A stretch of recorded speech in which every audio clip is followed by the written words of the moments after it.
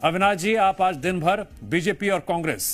कानूनी रूप से मीनाक्षी नटराजन के खिलाफ जो कोर्ट में चल रहा है, दोनों पक्ष अलग अलग बातें कह रहे हैं। कोई इसे कानून के खिलाफ बता रहा है, कोई कानून के बता रहा है कि जानकारी छुपाई गई। तो बतौर विशेषज्ञ आपने जितना स्टडी किया, क्या समझ में आया? मीनाक्षी नटराजन जी से 2022 का एक मामला था, जिसमें 2022 में उनके द्वारा, और ये बड़ा संगीन मामला था,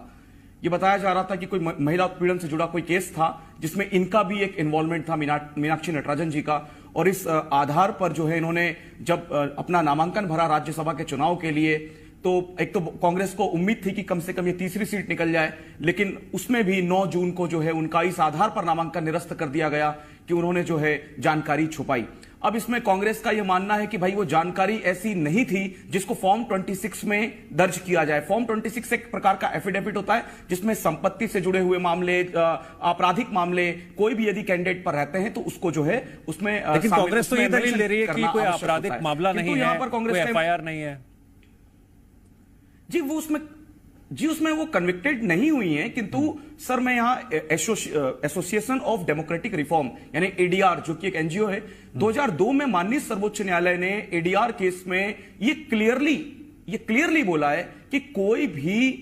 कैंडिडेट जो भी चुनाव लड़ रहा है, राज्यसभा का हो, लोकसभा का हो, विधानसभा का हो, उसको फॉर्म 26 में या उसको चुनाव लड़ने से पहले ही डिक्लेयर करना होगा कि उसके ऊपर कौन कौन से मामले हैं। अगर उसमें वो कन्विक्टेड है तो भी, नहीं है तो भी, न्यायालय की तरफ से नोटिस है तो भी, उसको ये अपनी तरफ से भाई बताने में क्या दिक्कत है।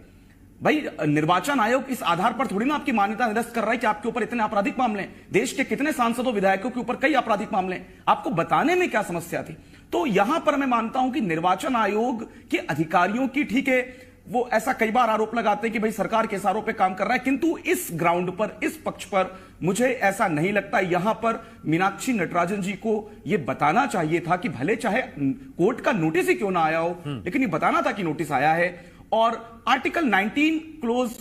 1 जो है, जो कि हमें अभिव्यक्ति की स्वतंत्रता देता है भारतीय संविधान के, उसके तहत भी राइट टू नो यानी कि जानने का अधिकार, माननीय न्यायालय ने इसमें स्पष्ट किया था कि जानने का भी अधिकार वोटर के पास होना चाहिए कि उनके। बता देता हूं जो कांग्रेस कह रही है कि ये प्राइवेट कंप्लेंट थी जिस पर कोर्ट की तरफ से नोटिस दिया गया, नोटिस का जवाब दिया गया, अभी तो केस आगे चला ही नहीं है, क्योंकि केस रजिस्टर्ड ही नहीं हुआ है, प्लस एफआईआर भी नहीं हुई है, तो फिर क्यों जानकारी देनी जरूरी थी? दर्शकों के जहन में सवाल आ रहे होंगे, जरा विस्तार से बताइए पूरी बात।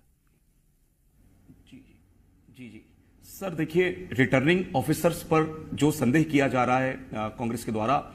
वो